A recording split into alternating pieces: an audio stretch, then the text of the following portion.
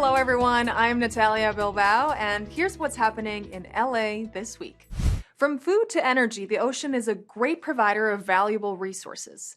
At the Port of Los Angeles, the busiest container port in the Western Hemisphere, city and port officials broke ground on what will be the nation's largest ocean hub.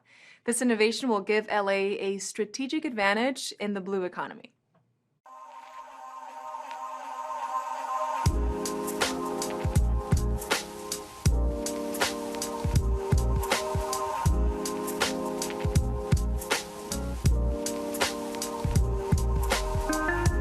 We are here in San Pedro at LA Harbor. We're at Altasea at the Port of Los Angeles. We are very excited to be breaking ground on our $29 million renovation here at the 100-year-old historic warehouses at Altasea in the Port of Los Angeles. And that renovation is going to allow us to turn this into an education, a workforce training, and a business development center for the blue economy, meaning things like aquaculture that will feed us and fuel us in the future, renewable energy from waves and other things from the ocean. Energy creation to capturing carbon. Altasea can be a big part of our response to climate change, and it can be one of the partners that helps us respond and protect the environment for future generations. But Altasea is also an opportunity for us to create new jobs in the blue economy. It's an opportunity to learn more of how we can be better citizens in our community, how we can expand scientific research to align with our goals of zero emissions technologies for cargo handling equipment coming up by the year 2030 and heavy-duty trucks by the year 2035. In addition to all that, it's about synthesizing new means of renewable energy so they can help propel us not only in trade, but in lifestyle and education throughout the Southland. For me personally, it's kind of my dream come true. We're going to be creating a lot of innovation here that will make California a leader in these technologies. I believe that the blue economy is going to be, to the next couple decades in California, what Silicon Valley was 50 years ago. So that's going to be a real driver for LA.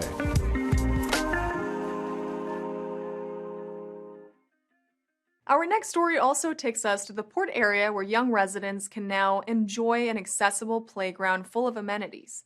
This recent improvement is one of many more to come at the Harbor City Rec Center, where Angelinos have spaces to play, relax, and connect with other members in the community. Check it out. Today we're in the 1-5, we're in Harbor City. We're at Harbor City Rec Center, and what we're doing is actually doing the ribbon cutting and having a little bit of a celebration on this great inclusive playground. And the collaboration was with Rec and Parks and with the council office, the neighborhood council, and the entire community, of course. So this park has lots of amenities. We have baseball fields, we have a skate park, we have playgrounds, we have a gymnasium, just open space and lots of picnicking areas as well for the community to use. And we have more planned for the future because we have some great things at this park now. We have the skate park, of course, but in the near future we're going to be redoing the bathrooms so that the bathrooms can be accessible at times when the center itself is closed. And we also have a community garden coming.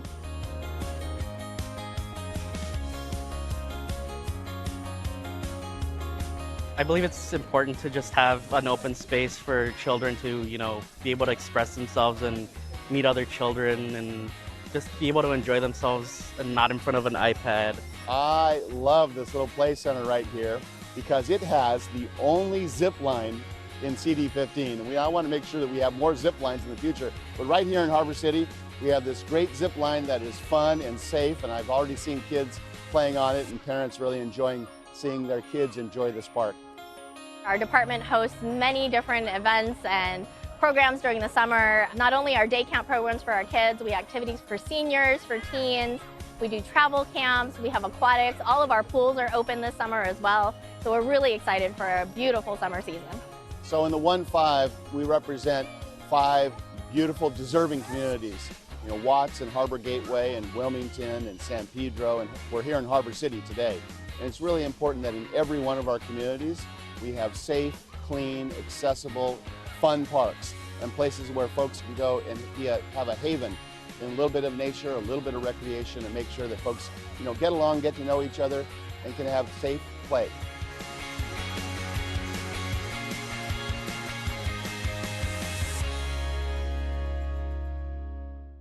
The redistricting process in Los Angeles has been a particularly challenging issue. Council members in the Ad Hoc Committee on Governance Reform recently discussed the creation of an independent redistricting commission. The hope is to guarantee an honest representation of Angelenos in every district. Take a look.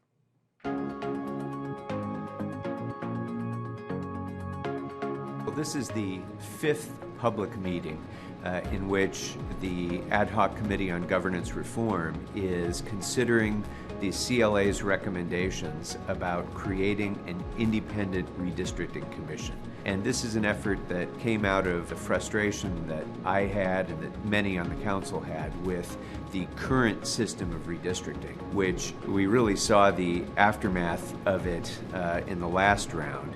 We saw how much this was influenced by politics. We saw how much inappropriate contact was made with the commissioners and how really districts were divided up in ways that were intended just to advance particular political agendas. And in fact, this even gave rise to that terrible recorded conversation that the entire world heard that was so scandalous and embarrassing for this council and for Los Angeles. Our government reform committee is focusing currently on the redistricting process and the administrative side of setting up a truly independent redistricting commission that will look at our city and consider communities of interest and population and other requirements to ensure that we actually have real representation of our constituents here on City Council. What we're doing in the committee is trying to figure out a new structure for that redistricting process that we then have to place on the ballot next year, because redistricting is governed by the charter.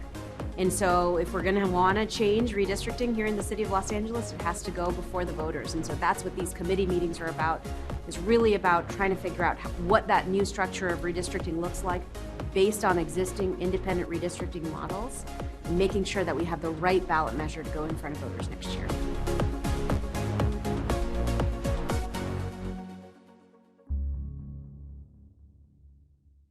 To stay up to date with LA City Council committee meetings and other relevant information, visit lacity.gov/government. As a business owner, preparing for the effects of a natural disaster can determine whether your business survives or has to close. To help out, the city's emergency management department has launched Ready Your LA Business, a program to help minimize the impact of disasters.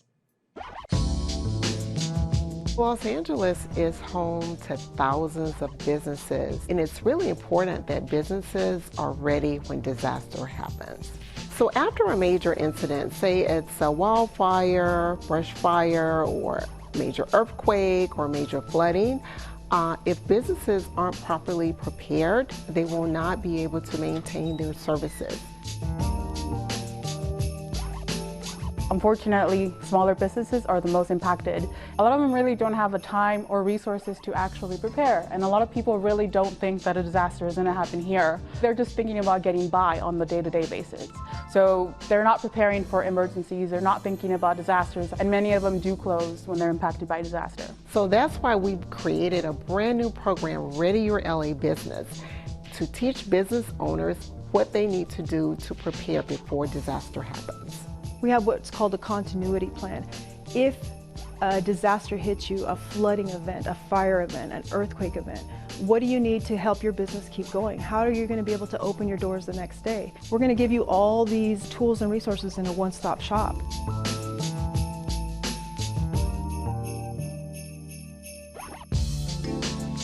First step is to make sure that you recognize your hazards. The city of Los Angeles actually has quite a few hazards. Step 2 is getting your employees to be really educated and empowered. So when you have an emergency, if it's an earthquake, here's what we're going to do. We're going to drop, cover, and hold. And then step 3 is going to be, kind of understanding the tools and resources you need as a business owner. On any given street, you might have a resident, a school, a church, and a business, a small business. So we want to make sure that everybody's prepared for any eventuality.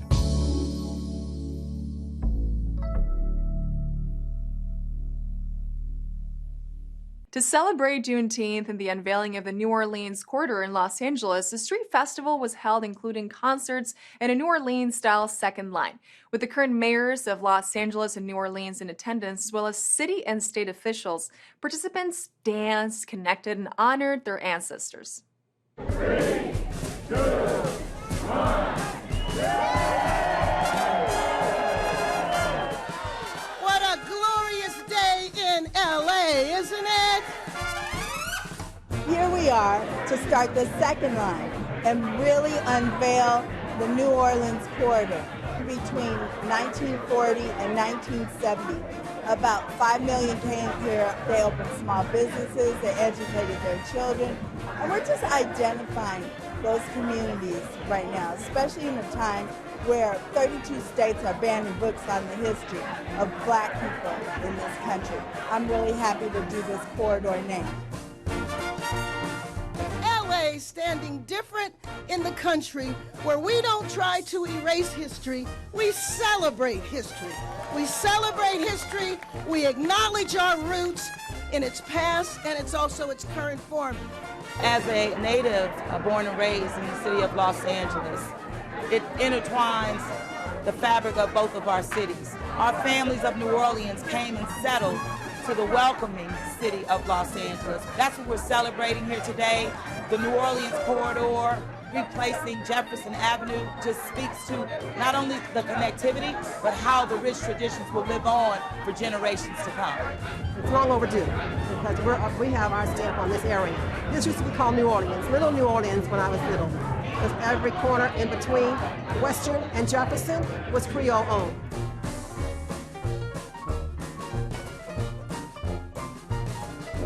It makes me feel proud that, that Louisiana is being recognized. Some of the oldest traditions come out of New Orleans. But we have a strong community anyway, so that just brings everybody together.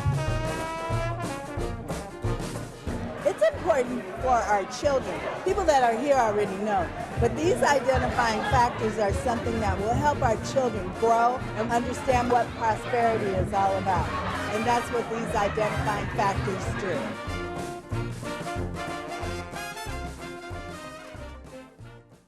Council approves a sanctuary city motion. Applications for the LA City Youth Council are available, and June is Pet Preparedness Month.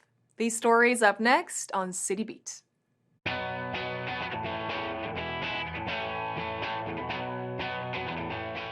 Los Angeles City Council has approved a sanctuary city motion introduced by council members Eunices Hernandez, Nithya Raman, and Hugo Soto Martinez.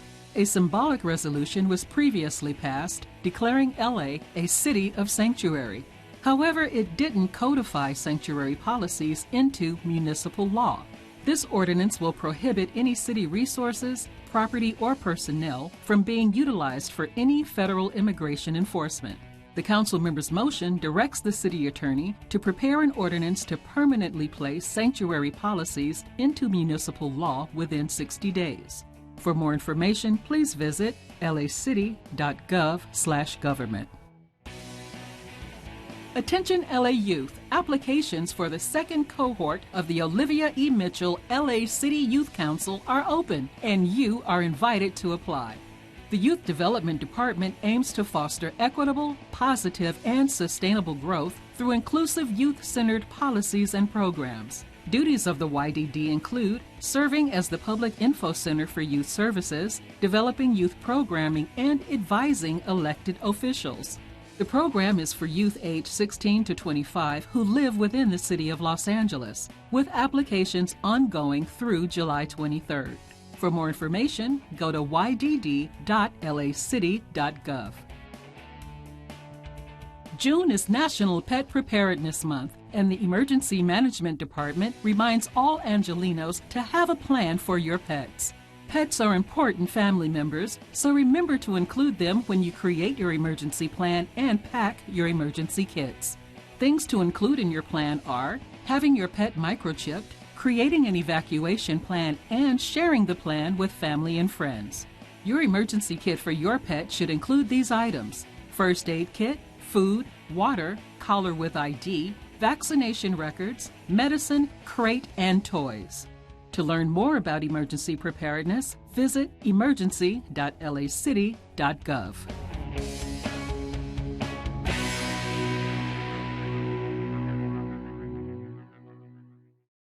When firefighters are severely injured or killed in the line of duty, their families encounter significant financial hardship. In order to raise funds to help, the Los Angeles Fire Department held its Hope for Firefighters fundraiser, where community members came together for a good cause. We are here for the Los Angeles Widows and Orphans Disabled Firemen's Fund with the Relief Association, raising awareness and funds for this amazing community and department. It could be a widow who has been on or is in need of financial assistance, so we can help them on a monthly basis. It could be an orphan who is in need of assistance with their medical premiums. They can't afford their medical premiums. We give out a lot of scholarships every year for our children of our firefighters. And then for our disabled firefighters, it enables us to kind of help them out too. There's all these stations making great food. There's a huge amount of people, a couple thousand people here. There's teams, they're called mustard teams, and they're competing. They're coming from businesses here in the financial district. It's just an awesome experience, helping out the community and having a lot of fun. We're here passing out protein shakes at our station. Other stations are doing different stuff, all for charity, trying to help out the Widows and Orphans Fund and everything related to fire department. We're here to have a good time. We're here to make everybody have a good time. This is for laughs. Unfortunately, we can't go into fires like this. We wish we could, but it's not what we wear on the day-to-day basis. This is just to have a good time for this event. You can go to the Widows, Orphans, and Disabled Firefighters website. There's opportunities to donate there. I love bringing my kids out here because they get to see what it's like to be around this type of community, people that are making a difference not only in the field when they're working at their firehouse, but outside of the field for the community and other businesses around here. And they love to help and serve. They're getting some service hours here today, and it's just a wonderful place to see people here in our community. When we think of robots, what comes to mind is probably a full-size human-looking C-3PO. In the booming field of robotics, professionals work on anything from sewing machines to space rovers. The Los Angeles Public Library recently had an expert teach kids about how some of their favorite robots work. As the young adult librarian, I am responsible for implementing different grant programs that are brought to us by the Services Department of the Los Angeles Public Library. So today's program is under the Future Ready Teens grant, and that is relating to things that might be for careers or educational purposes for our teens. So today we have a robotics maker and builder coming to show us some different droids, automatons, and tell us about building robotics, which could be interesting and fun because we're tying it in with Star Wars and popular culture. I'm a hobbyist into robotics, and I am here with a bunch of entertainment-style robots that I thought I would show kids, show them how they work, open them up so they can see the inner workings, and talk about careers and working with robots. Libraries are so much more than books now. They have become these meeting places, maker spaces. There are 3D printers oftentimes, other equipment at your public library. There is so much that you can do. There's experiments that you can check out from libraries. There is a ton of things that you can do with the library. Building robots, doing things 3D and then printing them and learning about them can all happen right here very easily. I hope they take away that STEM can be fun. It might be something they could do as a hobby and then later turn into something for college or for their resume, and just to have a good time. Young kids, they're in this position right now at a time in our society when amazing things are happening, and they have the ability to really change the world from here.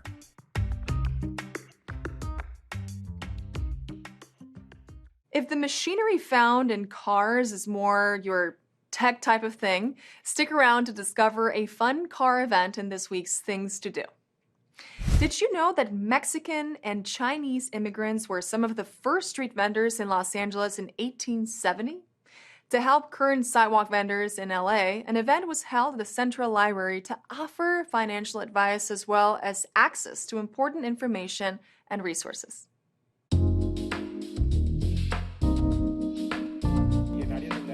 Really excited today. We're hosting a street vendor digital and financial literacy resource fair. Street vending was recently legalized in the city of Los Angeles, and because it's a really complicated process, they usually need a bit of support to get the permits that are required, to learn about the things that they need to do to put in place in order to be successful business owners.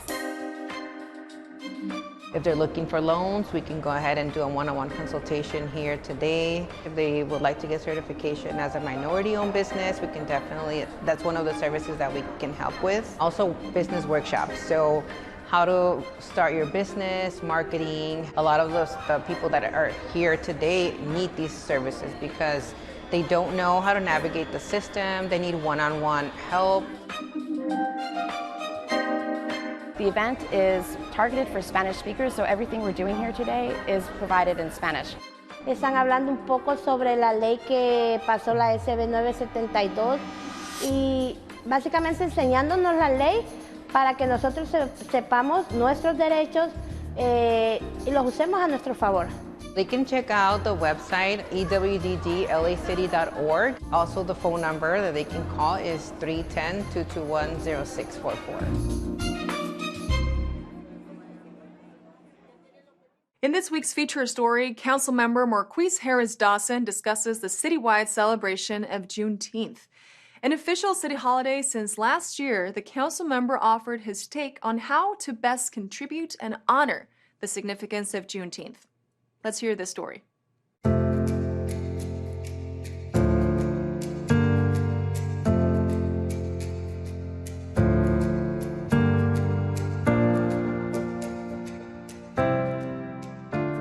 We've had celebrations both informally and formally. Sometimes people pull permits, sometimes they didn't, sometimes they were announced on the radio, sometimes they weren't. I think this holiday is a great marker for what we can accomplish. We can do big things. We can overcome our biggest challenges when we focus on them. So I'm happy to support this and the mayor and the city of Los Angeles celebrating Juneteenth in an official way. Now that it's an official holiday, it becomes a part of the official city calendar. The departments of cultural affairs and other departments are involved in the process of joining that celebration. So in normal years, I'd see, one, maybe a half dozen celebrations throughout LA County. Now you're seeing dozens from one end of the county to the other, and I think that's because it's both a federal, state, and city holiday. The most important thing people can do to contribute on Juneteenth is learn about the story of slavery. Educate yourself and educate the people around you about the legacy of slavery. People do not understand the trauma associated with slavery that's been visited on our families for generations and generations.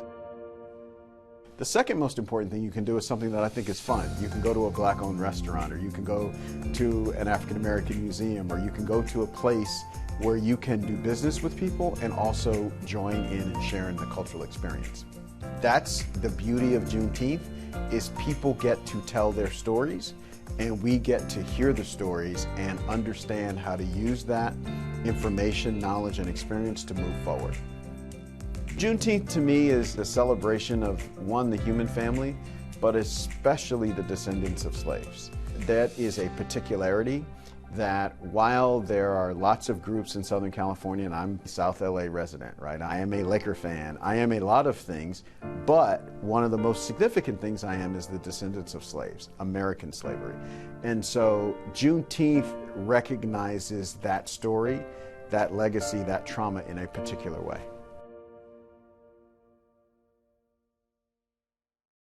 Enjoy Cars and Stripes Forever at the Port of LA. Attend the LA Cumbia Fest in Pershing Square, or celebrate Independence Day with a drone light show. All this up next on Things to Do.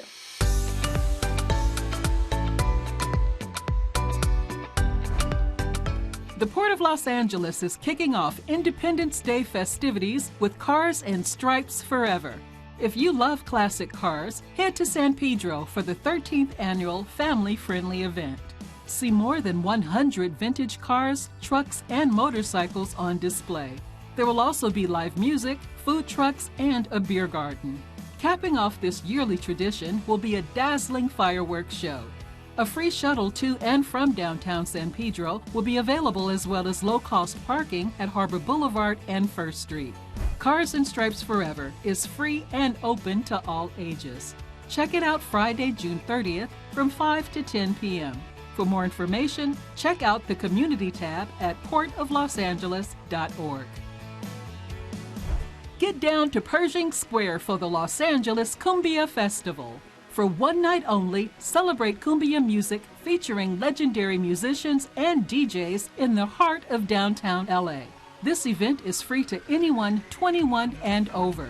Legendary Colombian vocalist Vilma Diaz will perform the songs that made her a living icon of popular Latin music and internationally recognized as the voice of Colombian supergroup La Sonora Dinamita. The lineup also includes Grupo Sonador and the Cumbia Fever DJs. This Los Angeles Cumbia Festival takes place Sunday, July 2nd at downtown's Pershing Square. Doors open at 2 p.m. and the music rocks until 10 p.m. Log on to laparks.org/Pershing Square or search Eventbrite for ticket information. Get ready to light up the sky in a new and exciting way, Los Angeles. The second annual Independence Day Drone Light Show at Hansen Dam, sponsored by Councilwoman Monica Rodriguez, will celebrate America with the latest technology. Get there before the show as Hansen Dam comes alive with kids' activities, food, vendors, and plenty to keep everyone in the 4th of July spirit. Get ready for hits like Bohemian Rhapsody and Don't Stop Me Now with a live musical performance by Queen Nation. The Drone Light Show Festival at Hansen Dam takes place Sunday, July 2nd from 5 to 9 p.m. It's free and open to all ages. Log on to cd7.lacity.gov/events for more information. And that's a look at some things to do.